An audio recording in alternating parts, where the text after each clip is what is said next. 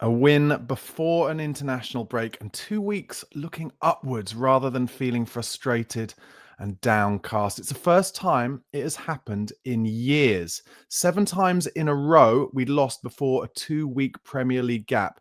And that was no easy fixture either. Leeds have been unbeaten at home for over a year.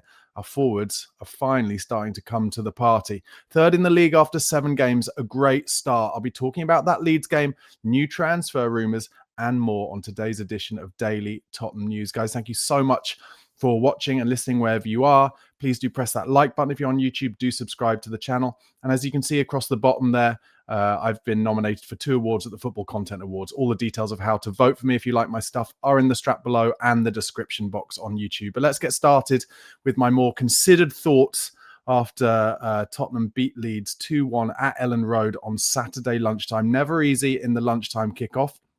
I'll admit it, and those of you who watch me on my watch-along on BigUp will have seen I was frustrated at times, particularly with Xavi Simons when he had the chance to just play that easy left foot ball through. I think it was to maybe Udogie, who was in on the inside left channel, and he tried a Rabona. I don't know if I've been more frustrated than that since the Roberto Soldado days. Or maybe the Vincent Janssen days. But I do think Xavi had a good game. I'll go on to talk about him a little more. I want to start, though, by talking about Guillermo Vicario. Recently, in the past week, made a member of Tottenham's leadership group. So that, to me, shows it's unlikely that he's going to lose his place anytime soon. But I was just, I was wound up during the game because I was keeping an eye on social media while the game was happening. And so many Spurs fans who now I think it's fair to say have a bit of an agenda against Vicario were keen to blame him for that first goal, or Leeds' only goal, in that game. And it was not Vicario's fault at all. I'm a former goalkeeper. I played a decent level. And I can tell you that if your defenders are allowing a player to get a shot off from about 12 or 13 yards out at an angle and it gets deflected, if you can save that at all, especially with the power that he's hit it on with his laces, if you can get anything on that, that is a remarkable save. And for me, Vicario was just a little bit unlucky in that he made the save, the ball bounced down and then just hit his arm as he was coming down and went out to the Leeds player. For me, on that occasion, I put some blame on the defenders for not stopping the shot in the first place and then not following up the shot as well. I have no doubt that Thomas Frank will be playing goals like that back to those defenders and saying, the game hasn't stopped when the shot has gone off. You have to be aware. You have to be more aware and alive than the forward players. You have to get there first. You have to bust a gut. You have to break your neck to get there, to help your goalkeeper out. And I don't think anyone helped Vicario out in that instance. And it was not his fault. Let me know what you think in the comments. But there feels to me like there's a little bit of an agenda against Vicario. For me, I did mention in a video in the last week or two, I do think it's, we're nearing the time where we have to have a conversation about, whether Kinski might get a chance at some point, because Vicario made a couple of high-profile mistakes this year in the Premier League, but that was not one of them against Leeds. And then he saved our bacon after that. One save, I think, on about 47, 48 minutes with his feet from Dominic Calvert-Lewin on the turn. Calvert-Lewin took it beautifully on the turn, almost in one motion, half turn, strike, and it got a little deflection. And Vicario was able to kind of get his big boot out and kick it wide. Brilliant save. And then in the last minute or two, again, volley came in the box, and it's a wet day, and the guy gets the volley, and it's dipping and bounces just before him, and he gets a big hand to it wide. So I'm really pleased for Vicario. He showed his shot-stopping ability there, and I'm not one who says that goal was his fault. I said I'd talk about Xavi in the 10. Other than that Rabona, which, like I said, made me apoplectic with rage, which is weird, isn't it? Because, we talk about playing the Tottenham way. We want to see, flicks and tricks. The Spurs fans love things like that. But for me, it's always about time and place. You'll notice Mohamed Kudus has done little tricks here and there this season, but pretty much always when we're leading and in a good position. And we weren't leading at the time where Xavi Simons did it, if I'm right. I'm pretty sure I wasn't. Otherwise, I don't think I'd have gone so apoplectic. But he just had to play an easy left-footed pass there. But apart from that, I thought he had a really, really strong game. His best game in a Spurs shirt for sure.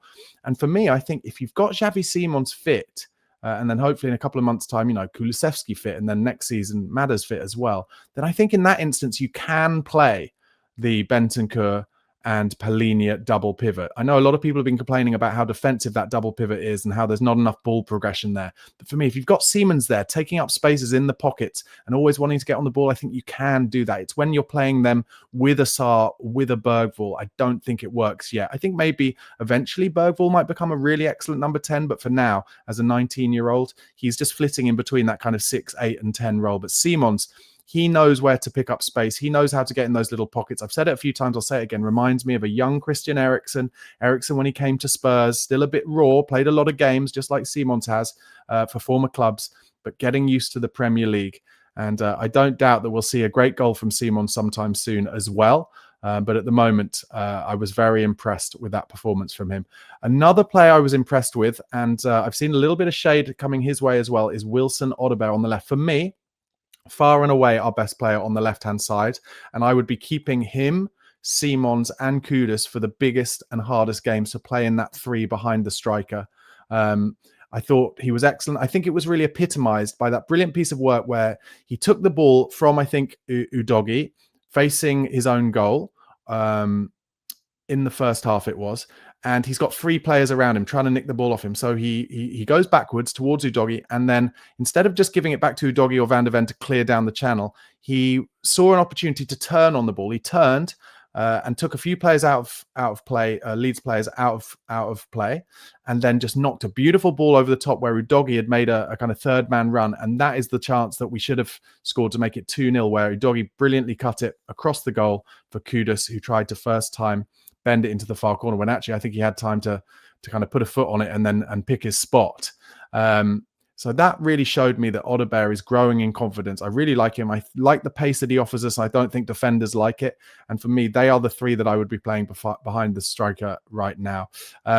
Matthias Tell, we've got to mention, brilliant goal. I've talked about it a few times, talked about it on the watch along. He's got a Jermaine Defoe-esque shot, hardly any backlift at all, gets amazing power in it. That's what the goal came from. And for me, when we get him on the pitch, got to tell the rest of the players, give it to Matisse in positions like that. Edge of the box or just behind, 25 yards, 18 yards, in the box at an angle on the inside right, and he will score you goals because he's got a brilliant shot.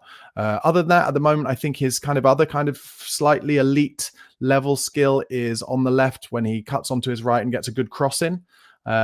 But at the moment, if he's going to play in that 9 and he's rotating at the moment with Richarlison, because obviously Kolo Muani is unfit, Solanke is unfit, then if we're going to play him in that role, then he's got to come deep for the ball, give it to him just outside the box, ideally when he's got no defenders around him, and get him to let fly. Like I said at the top, really pleased we broke that international jinx. That hoodoo was ridiculous. I asked after the last one when we lost to Bournemouth, I said, I want the journalists to tell Thomas Frank about this, to talk to him about it, and they did. And Thomas Frank said before the game, he said, I'm going to be speaking to the players about it, and it seemed to work. Next game in the Premier League for Spurs, Villa at home, Sunday, 2:00 after the international break. And I think that will be a real test of where we are. We're really set up, I think, to play away from home at the moment, where the opposition have a bit more ball. It happened again against Leeds, and then we can pick them off on the break. At home, we're expected to have a bit more of the ball, a bit more possession, and that's something Thomas Frank is going to have to get used to. I don't think the slight lack of decent home form is a huge surprise.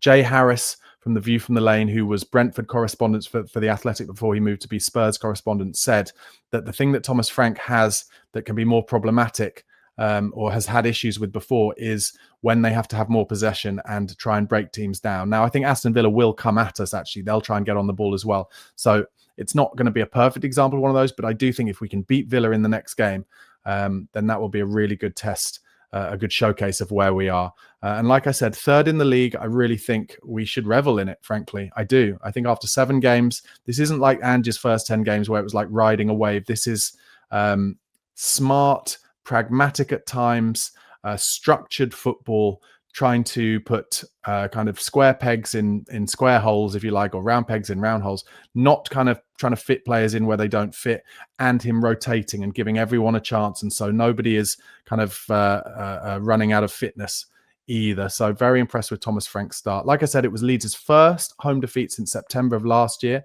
So very important 3 points. Thomas Frank said praise to the medical staff with QT Romero. He had a big bruised foot from Wolves, and with a quick turnaround, he managed to come back and play through the pain. Huge fan of what Romero did on Saturday.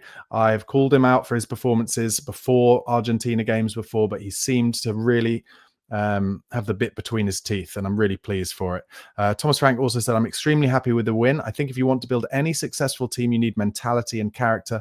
No matter if you play like Inter or Barcelona, you need that willingness to do everything to win. And I think we're building that in the team. The last 10 to 80 minutes, you could say that they pushed us back, but the first 80 minutes I was happy with. Well, they definitely did push us back in the last, it was 21 minutes actually, but that was for me when Thomas Frank had already started taking off all the players on the pitch who I felt were really comfortable taking the ball in kind of tight spaces and difficult areas. So I think Thomas Frank has to take some responsibility for that as well. And obviously in the last 5-6 minutes, he brought Kevin Danso to play a flat back five as well.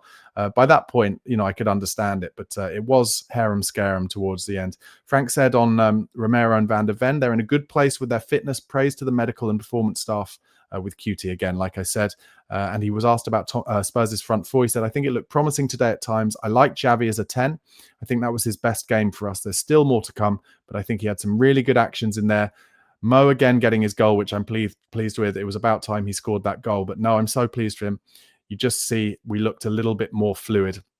In terms of Mohamed Kudus' stats, 1 goal, 1 assist, 1 chance created, 22 of 25 passes completed, 6 out of 6 successful dribbles. He is by far and away, he has the best stats in dribbling in the entire Premier League this season, by the way. 4 ball recoveries, shows how hard he works defensively for the team. Brilliant. 9 out of 18 ground duels won his only aerial duel, and won 1 foul. He has 5 goal contributions in 7 Premier League appearances for Spurs. Really good start for him. After the game, I don't know if you saw it, but Thomas Frank did a really sweet thing where he pushed Matisse Tell towards the away fans and they were serenading him. He's got a great attitude, hasn't he, Matisse Tell? And those people writing off any of these young players too soon, I think you're making a mistake, because Thomas Frank is an ace developer of young talent. We've got the right man when it comes to that stuff. And you think, maybe it took a bit of time for him to get Ivan Toney playing really well for Brentford, or Visser, or any of those players, Sharda. But once he gets developing them and getting confidence into them, they become, and did become for Brentford, amazing players. And I think he can do the same for all of our players. The only one at the moment who, frankly, is looking a little behind and not really showing that much, Brennan Johnson, funnily enough. But I'm not sure in terms of what I saw from Brentford when Thomas Frank was there and what he seems like. I think he likes pacey wide men who can take players on. And that is not Brennan Johnson. He's pacey when he's got a lot of pitch to run into. And he's a brilliant crosser of the ball and brilliant finisher at the back post. But at the moment, he doesn't look like a Thomas Frank right winger. Christian Romero said on his Instagram, massive win away from home, buzzing to get back to winning ways. Quality from all the team today. Big love to the fans for the support. Xavi Simon said, crucial, will be back stronger after the break. Polina is the first player to make 25 tackles in the Premier League this season. His stats were 7 duels won, 4 final third entries, 3 aerial duels won, 3 clearances, 2 tackles, 2 fouls won, and 2 fouls conceded. Again, another vital cog in the Thomas Frank engine at the moment, Polina. Really, really good performance from him as well. Now some transfer news. Actually, just before I go to the transfer news, if you're enjoying this episode, do give this video a like on YouTube. The more Spurs fans who get to see this in their suggested videos, the better, and the more likes we get, the more we'll see it. Also, please do give me a vote in those 2 categories in the Football Content Awards if you like my stuff. Details how are in the description box below. So apparently, according to Indicalia, who's more and more reputable, thanks to his nod from David Ornstein this summer, Thomas Frank has made direct contact with Ivan Toney over a possible loan move to Spurs in January. Obviously, he's out in Saudi. I did talk about this before the watch along, but I haven't done a video since. Brooklyn Eric's interest in buying Spurs was party to a big article from Matt Law in the Daily Telegraph. It said sources claim that Eric has never met or spoken with the Lewis family, and Spurs insiders have claimed that Levy, Daniel Levy that is, must have been effectively freelancing by holding his own meetings. Less than 24 hours after his interest in Tottenham was made public, Eric sent an email to the club last Friday morning. It's understood the expression of interest included no detail in terms of investors or sources of funding. Eric is reported to have 12 investors backing his interest in buying Spurs.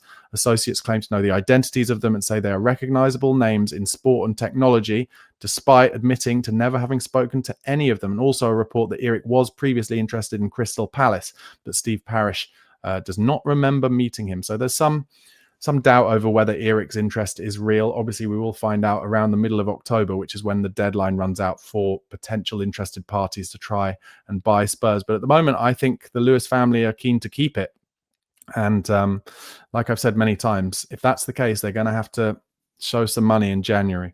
So Spurs among the leading contenders apparently to sign Mark Gay as a free agent in 2026 or for a cheap fee in January.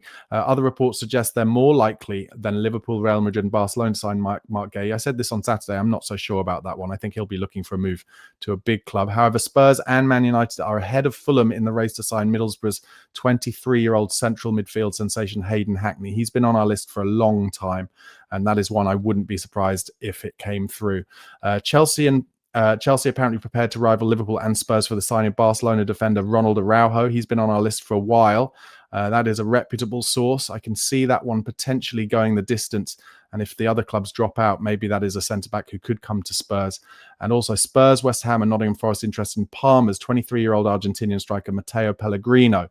He scored twice in 5 games in Serie A this season, although the Italian club don't want to lose him before next summer and will try and fend off any bids. All right, guys, thank you so much for watching and listening. Do give this video a like if you haven't already. Do press subscribe to my channel and join me on BigUp for all the watch-alongs, as it says in the strap below. There's not going to be a lot of Tottenham videos this week as it's an international break, but if there's any big news, I will come to you. Yeah, really good to have this international break on the back of a win. Come on, you Spurs.